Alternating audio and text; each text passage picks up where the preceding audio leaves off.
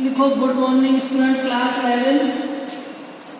आपको जो दूसरा चैप्टर पढ़ा रहे तो मोल अवधारणा, उसमें हमने आपको तनुता समीकरण तक लिखवाया था।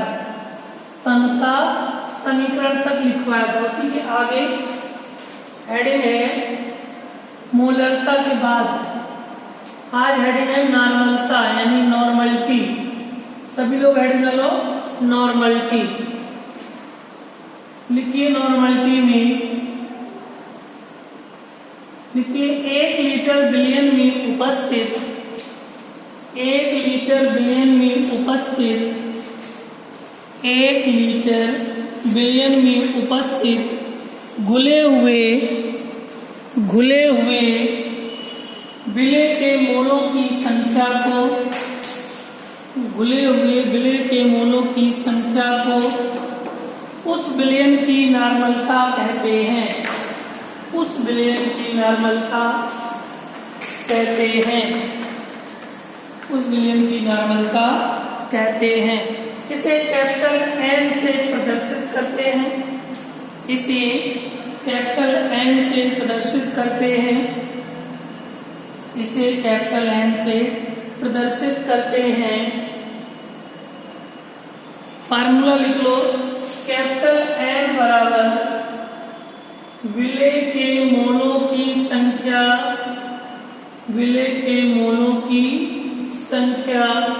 बटे विलयन का आयतन लीटर होता है। विलयन का आयतन लीटर। नीचे लिखते जब आयतन ना दिया हो तो सूत्र होता है नॉर्मलता बराबर सांद्रता बटे तुल्यांक की बार। लिख दें आगे नॉर्मलता बराबर सांद्रता बटे तुल्यांक की भार। तुल्यांक की भार लिखा है। नॉर्मलता को एन से डिफाइन करते हैं, सांद्रता को एस से, तुल्यांक की भार को ई से। जब सवाल लगाएं जब आपको आयतन न दिया हो, अगर आयतन दिया तो आप सूत्र लगाएंगे विलय के मोलों की संख्या बटे विलयन का आयतन लीटर, जब नॉर्मलिटी निकालेंगे। जब आयतन न देगा तो सूत्र लगाएंगे नॉर्मलता बराबर सांद्रता बटे तुल्यांक की भार। लिखा है जब आयतन न दिया हो तो। उतारो जल्दी से। नेक्स्ट हेडिंग कर लो मोललता यानी कि मोललिटी। नोट कर लो क्या लिखो मोललता। आज आपका भी सेकंड चैप्टर फिनिश हो जाएगा। न्यूमेरिकल एक दो बता दें, कल बहुत सारे सवाल करेंगे। अगर नोट हो गया हो तो हेडिंग कर लो मोललिटी यानी कि मोललता। मोललता लिखा मोललता। लिखिए मोललता में देखो 1 किलोग्राम विलायक में 1 किलोग्राम कह रहे हैं हम, अगर पेपर में आ जाए 1000 ग्राम तो एक ही बात है क्योंकि 1000 ग्राम बराबर 1 किलोग्राम होता है। ठीक है, तो लिखो 1 किलोग्राम विलायक में 1 किलोग्राम विलायक में उपस्थित घुले हुए 1 किलोग्राम विलायक में उपस्थित घुले हुए विलय के मोलों की संख्या को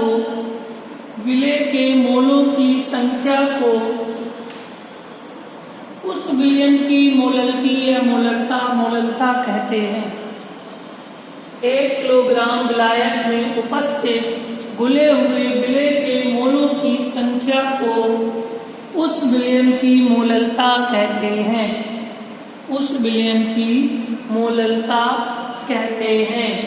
इसे स्मॉल एम से प्रदर्शित करते हैं या व्यक्त करते हैं। इसे स्मॉल एम से व्यक्त करते हैं। इसे स्मॉल एम से व्यक्त करते हैं या प्रदर्शित करते हैं। फार्मूला लिखो स्मॉल एम बराबर विलय के मोलों की संख्या बटे विलायक की मात्रा किलोग्राम बटे विलायक की मात्रा किलोग्राम। इसे स्मॉल एम से प्रदर्शित करते। लिख लो स्मॉल एम बराबर विलय के मोलों की संख्या बटे विलायक की मात्रा किलोग्राम। ठीक है, मोलरता कल लिखाई गई थी, ये मोलरता है। मोलरता और मोलरता में अंतर है। मोलरता माने होता मोलरिटी और मोलरता माने होता मोलरिटी। ठीक है, दोनों में बहुत थोड़ा सा डिफाइन है कि जब मोलरता को करेंगे तो उसको 100 से करते हैं, और जब मोलरता को करते हैं 1000 से, मतलब मोलरता में 1000 आता है और मोलरता में 100 आता है। ये बात ध्यान रखना। शायद 1-2 हेडिंग बची है। Next heading number mole fraction यानी मोल प्रभाज। देखो मोल प्रभाज इंग्लिश में कहते हैं मोल फ्रैक्शन। हेडिंग डालो मोल फ्रैक्शन, मोल प्रभाज लिखिएगा। मोल प्रभाज में देखो विलयन के किसी घटक के मोल प्रभाज में विलयन के किसी घटक के विलयन के किसी घटक के विलयन के किसी घटक के मोलों की संख्या और विलयन में उपस्थित मोलों की संख्या और विलयन में उपस्थित उसके सभी घटकों के मोलों की कुल संख्या के उसके सभी घटकों के मोलों की कुल संख्या के अनुपात को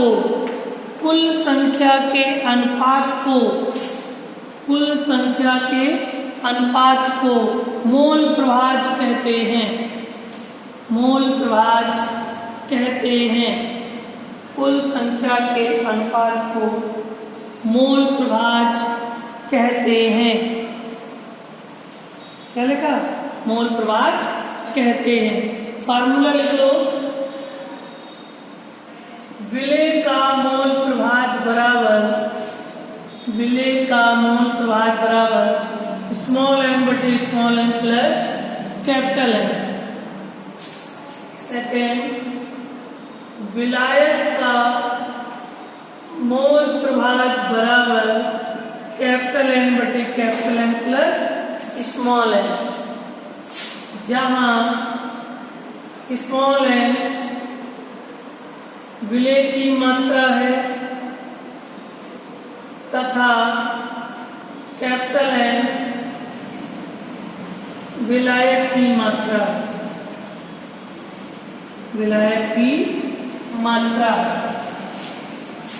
नोट कर लो।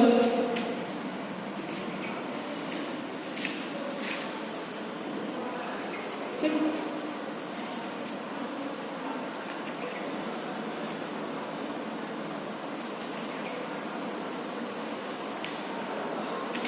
इस तरह से आपका चैप्टर 2 कंप्लीट होता है थ्योरी से फर्स्ट पेपर का। सेकेंड का भी 1 हो गया है, फर्स्ट के 2 हो गए। आज सेकेंड चैप्टर के आपको न्यूमेरिकल बताते, मोल अवधारणा के सवाल बताते हैं। पहला सवाल लिखिए सब लोग। चैप्टर 2 न्यूमेरिकल आंकिक प्रश्न। पहला सवाल नंबर 1 है 2.3 ग्राम सोडियम में। पहला सवाल 2.3 ग्राम सोडियम में परमाणुओं की संख्या कितनी होगी? परमाणुओं की संख्या कितनी होगी? परमाणुओं की संख्या कितनी होगी? परमाणुओं की संख्या कितनी होगी? पहला अंकित है 5-10 मिनट, 10 मिनट होंगे। कह रहा है 2.3 ग्राम सोडियम में परमाणुओं की संख्या कितनी होगी? परमाणुओं की संख्या कितनी होगी? तो लिखिए, आपको सबको पता है सोडियम में परमाणुओं में मोलों की संख्या निकाल लो। पहले सबसे पहले आपको अच्छे से पता है कि सोडियम का परमाणु भार कितना होता है? 23 लिखा है। पहले कोई भी मान आपको ग्राम में दिया कोई भी मान आपको ग्राम में दिया गया हो, उसको मोल में बनाने के लिए 2.3 ग्राम सोडियम को मोल में बदलने के लिए तो 2.3/23 कोई भी मान आपको ग्राम में लिखा हो, उसको मोल में बदलने के लिए जो भी तत्व एलिमेंट पूछेगा उसके परमाणु भार से भाग देते हैं। तो 2.3 का भाग 23 में देंगे तो कितना आ जाएगा? 0.1 मोल आ जाएगा। कितना आ जाएगा? 0.1 मोल आ जाएगा। अब 1 मोल में सोडियम परमाणुओं की संख्या, अब 1 मोल बराबर 6.022 गुणा 10⁻23 कण होता है। बताओ 1 मोल बराबर कितना होता है? 6.022 गुणा 10⁻23 कण होता है। और आपसे पूछा उसने कितना है कि 0.1 मोल में सोडियम की, मतलब 1 मोल में इतने कण होते हैं।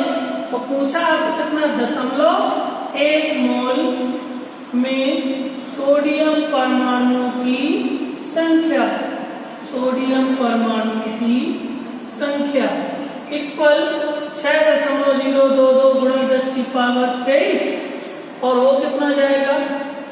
1 पॉइंट पूछा है ना, ठीक है, बटे 1 हो जाएगा। अब दशमलव हटेगा, 1 गुणा में 0.1 हो जाएगा, ठीक है।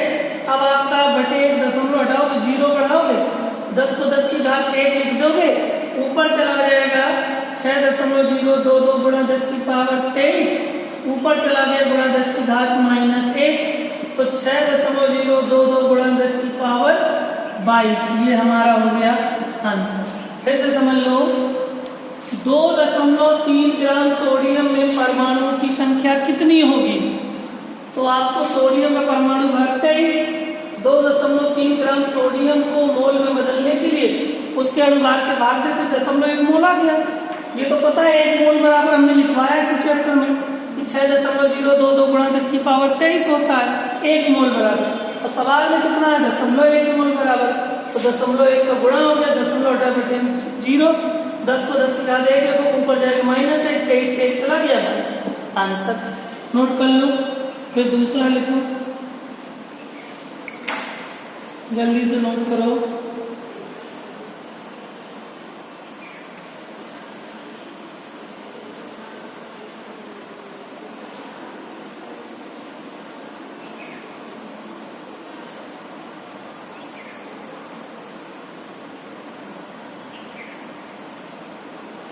नोट हो गया?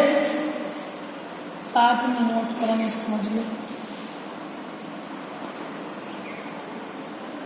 एक सवाल और बता दें, ठीक है, बैटरी भी नहीं है।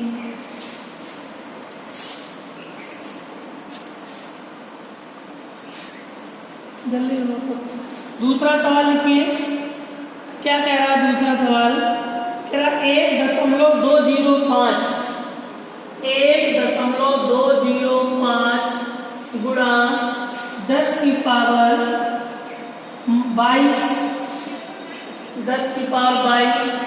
NH3, 1.205 गुणा 10⁻22 NH3 अणुओं का द्रव्यमान कितना होगा? अणुओं का द्रव्यमान कितना होगा? कितना होगा? बस सवाल कह रहा है 1.205 गुणा 10⁻22 NH3 अणुओं का द्रव्यमान कितना होगा? सबको मालूम है, पहले NH3 का अनुभार निकाल लेंगे। N का 14 प्लस H का 1 गुणा 3। देखो जो लटके हैं वही तो गुणा में किया, बाकी 14 प्लस 1 गुणा 3, 3 एकम 3, 14 3 17। NH3 अणुओं का द्रव्यमान पूछा। अब आपको मालूम है कि 1 मोल बराबर कितना होता है? 1 मोल अणुओं का द्रव्यमान 17 है। 1 मोल अणुओं का द्रव्यमान 17 ग्राम है, तो 6.022 गुणा 10⁻23 अणुओं का द्रव्यमान 17 गुणा 6.022 गुणा 10 की पावर 23 बटे